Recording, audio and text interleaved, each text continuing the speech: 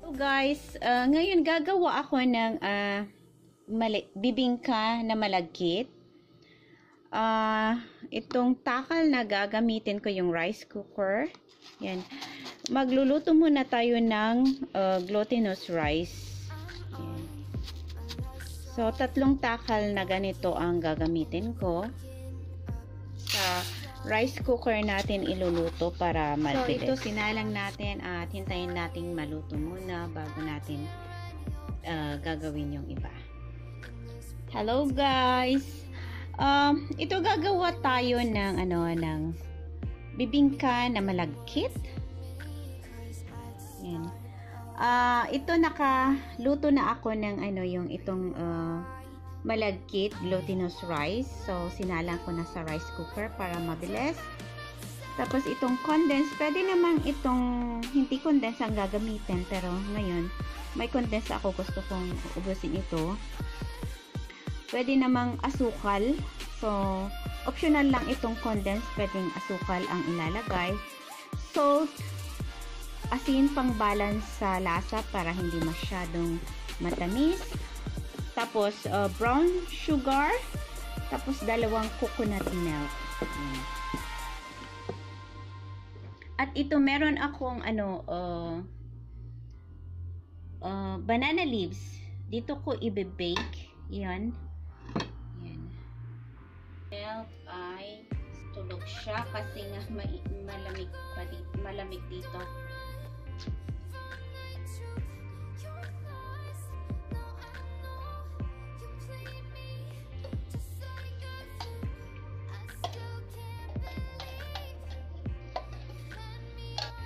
Yan, kumukulo na itong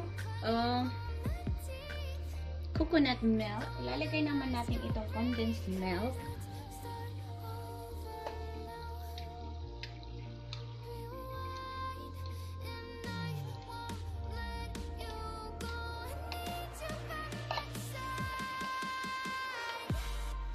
Lalagay natin ito. May konti, lalagay natin yung iba.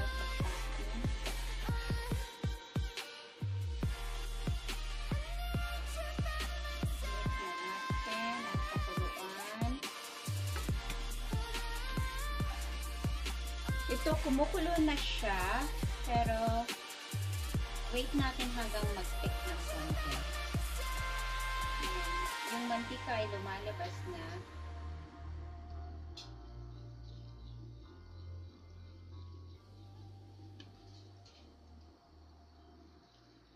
Medyo slow fire natin para hindi siya So, ito medyo okay na siya. Medyo nag-thick na siya. Ilalagay din naman natin itong rice. Ilalagay natin itong rice.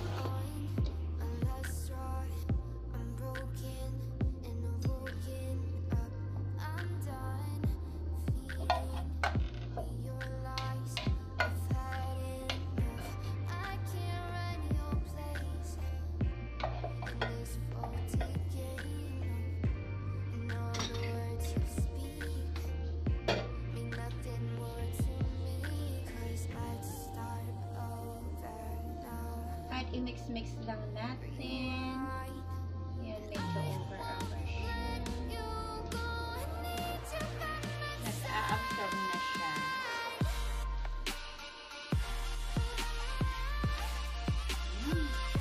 Sarap ng amoy. Naamoy ko yung yung coconut milk.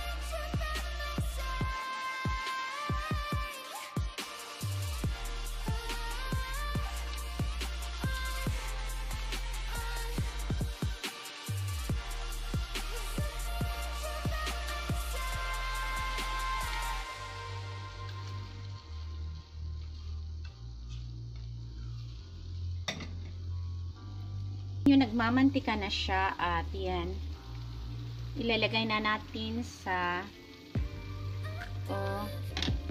container para i-bake natin. Tapos gagawa tayo ng sauce niya sa toppings. Tignan nyo.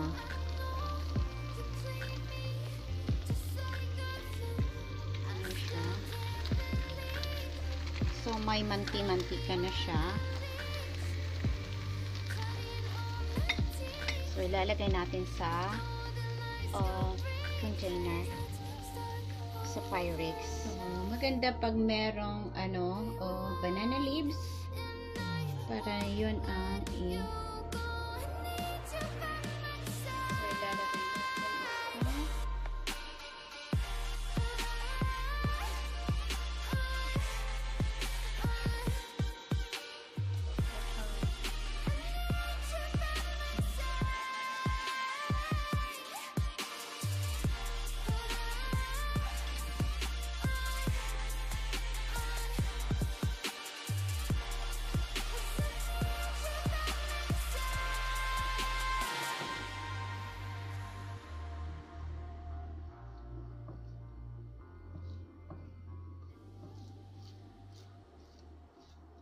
yan.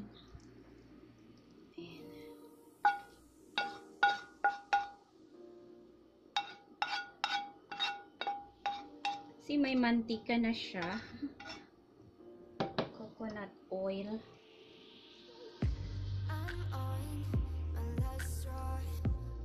And lips para feel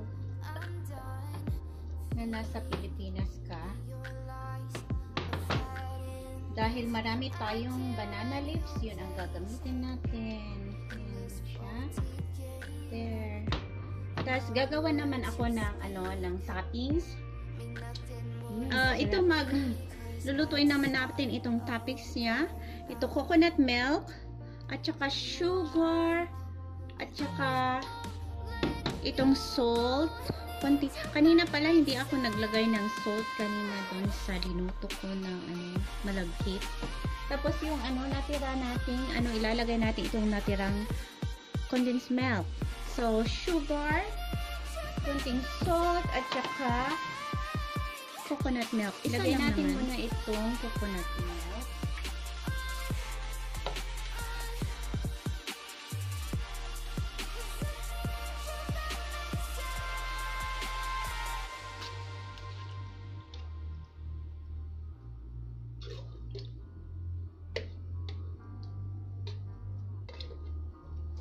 Yan, medyo melt na siya. At may oil na rin yan. Lumabas din yung oil.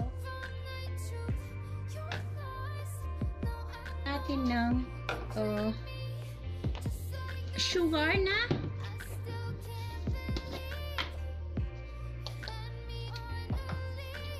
Ilalagay ko lang ay 3/4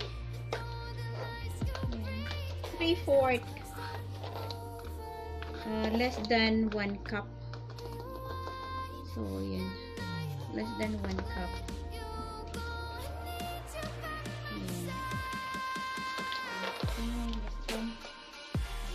Less than 1 cup ito. Lagyan na natin ng salt para hindi ko makalimutan. Konti lang naman. Pinching lang.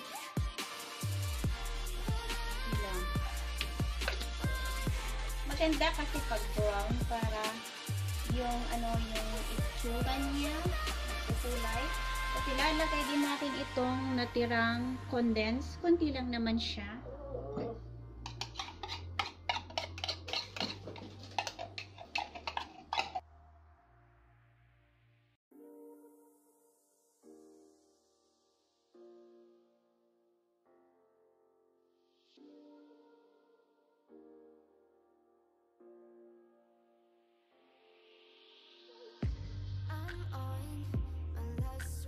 Ang sarap ng amoy niya. Yan, nagtitig na siya.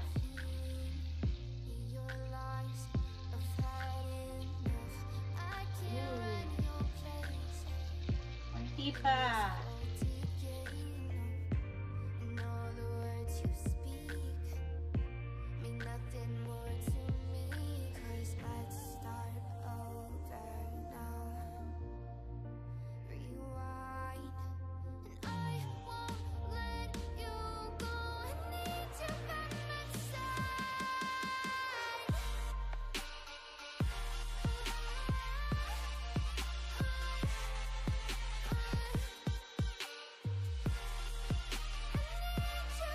ito ilalagay na natin para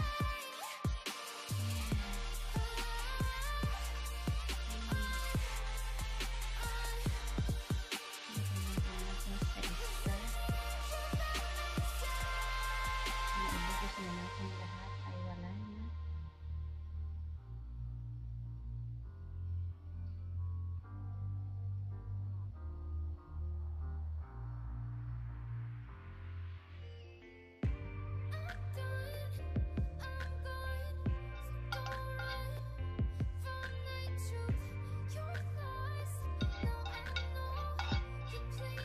San ibibake natin ng 425 para ma-toast siya.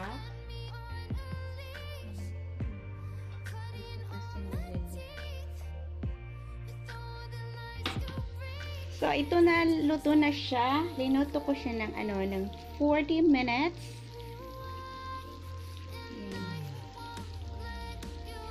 Nasa 425 degrees at saka 40 minutes. Yan. Gusto ko kasi yung ganito, yung tostado siya. At yun, nagbaw yung mga yung banana leaves. At paanoin muna natin, pa-cool down para ikakat natin. Sarap nito. Tignan niyo siya. Yan, ito na siya. Tignan niyo, pwede siya, madali siyang matanggal itong banana leaves dahil nga pero wag nating tanggalin, ganun lang natin kasi siya ang nakahawak dyan para hindi siya didikit sa ibang yan. Ang dali niya kasi ma-oily pa. Wow. Ikakat natin para kukuha tayo ng kakainin.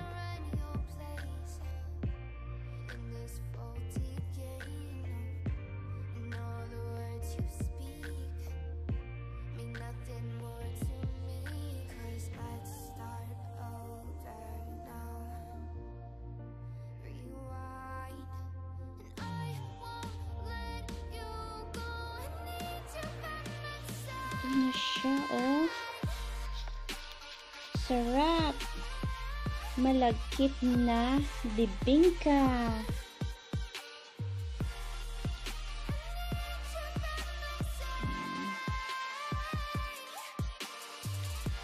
Tikman na natin, guys. Wow. Ito na siya, oh.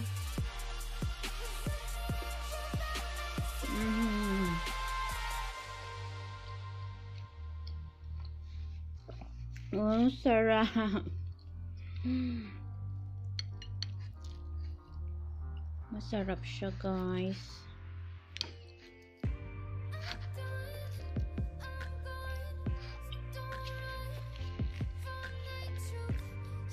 Tapos may yung may tutong siya. Ay, sarap.